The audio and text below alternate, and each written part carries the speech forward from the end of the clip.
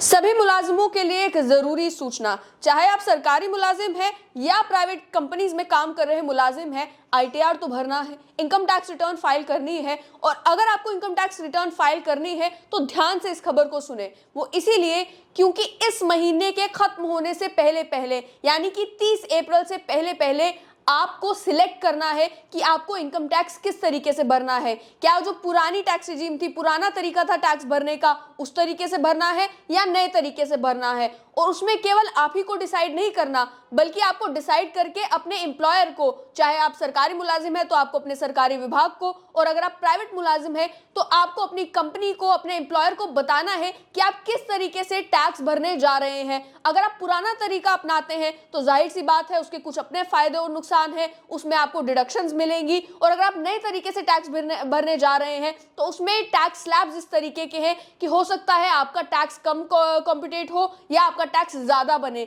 इसी के चलते अगर आप इस महीने के अंत से पहले पहले डिसाइड नहीं करते कि अगर आपने पुराने तरीके से टैक्स भरना है या नए तरीके से टैक्स भरना है, तो आपका जो टीडीएस कटेगा वो टीडीएस नए तरीके से, जो नई टैक्स रिजीम है उसके अकॉर्डिंगली कटेगा। यानी कि टीडीएस तो एम्प्लॉयर ने काटना है, और एम्प्लॉयर को अगर ये आप बताएंगे नहीं कि आप किस तरीके से टैक्स भरने जा रहे हैं, तो डिफॉल्ट ऑप्शन इस महीने के बाद से अब डिफॉल्ट ऑप्शन नई टैक्स रिजीम होगी, नया तरीका होगा जिसमें आपको एचआरए की डिडक्शन नहीं मिलेगी, एलटीए की डिडक्शन नहीं मिलेगी, यानी कि हाउस रेंट अलाउंस हो या फिर आपकी लीव ट्रैवल अलाउंस हो, या फिर अगर आपने नेशनल पेंशन स्कीम में इन्वेस्ट कर रखा है या आपने हाउस लोन ले रखा है, तो उन सब की जो डिडक्शंस आपको मिला करती थी इनकम टैक्स फाइल करते हुए, नई टैक्स रिजीम में वो सारी चीजें आपको नहीं मिलेंगी। लेकिन ऐसा नहीं है कि नई टैक्स रिजीम में भी कुछ अच्छा नहीं है। नई टैक्स रिजीम में 7 लाख तक की अगर आपकी इनकम है तो आपको टैक्स नहीं भरना। पुरानी टैक्स रिजीम में ये लिमिट केवल 5 लाख की थी।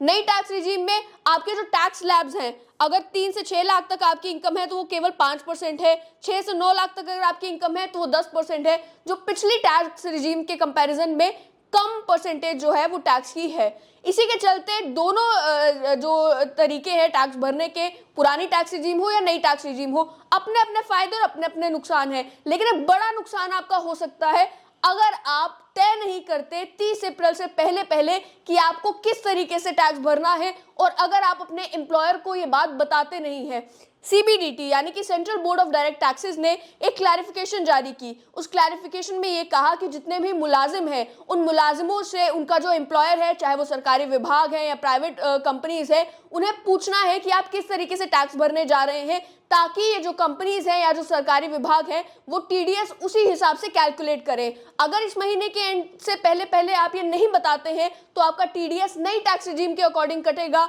और नई टैक्स रिजीम में जैसे मैंने कहा कि आपके एचआरए की एग्जेम्पशन आपको नहीं मिलेगी, एलटीए की एग्जेम्पशन आपको नहीं मिलेगी। नतीजा ये निकल सकता है कि आपको ज्यादा टीडीएस भरना पड़ सकता है।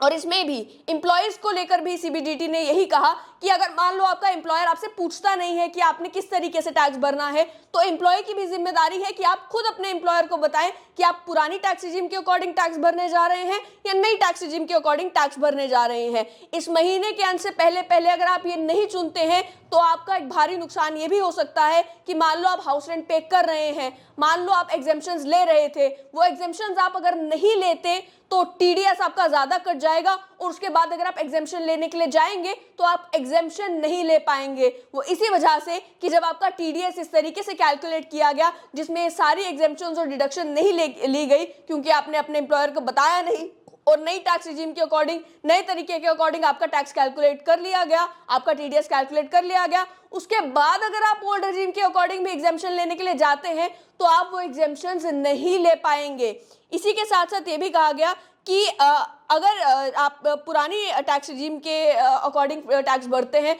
तो उसमें किन लोगों का फायदा है। उन लोगों को फायदा है जो लोग इन्वेस्टमेंट करते हैं, या जो लोग ये सारी चीजें, चाहे नेशनल पेंशन स्कीम है जिन्होंने उसमें इन्वेस्ट कर रखा है, जिन लोगों ने हाउस लोन ले रखा है, जो एटीसी की, एटीडी की डिडक्शंस लेते थे, क्योंकि अगर आपकी इनकम मान लो 8 लाख 9 लाख तक भी है और आप ये डिडक्शंस लेते थे तो आपकी जो टैक्सेबल इनकम है वो कंपैरेटिवली कम हो जाती थी। लेकिन नई टैक्स रिजीम में आपके पास दो ऑप्शंस है। पहला ऑप्शन ये कि अगर आपकी 7 लाख तक इनकम है तो आपको कोई टैक्स नहीं पे करना, और अगर आपकी इनकम 7 लाख से ज्यादा है 50,000 की एक स्टैंडर्ड डिडक्शन मिलेगी जो आपको ओल्ड टैक्स रिजीम में भी मिलती है, लेकिन उसके अलावा आप ये बाकी सारी डिडक्शंस क्लेम नहीं कर पाएंगे। लेकिन नई टैक्स रिजीम में भी कुछ लोगों का फायदा जरूर है। फायदा उन लोगों का जिन्होंने ये सारी इन्वेस्टमेंट नहीं कर रखी, कि मान लो आपने एनपीएस में इन्वेस्ट नहीं कर रखा, आपने हाउस लोन नहीं ले रखा, आप एचआरए की एग्जेम्पशंस नहीं लेते, तो आपको नई टैक्स रिजीम में फायदा है। वो इस तरीके से कि पुरानी टैक्स रिजीम में 5 से 10 लाख तक अगर आपकी इनकम है तो 20%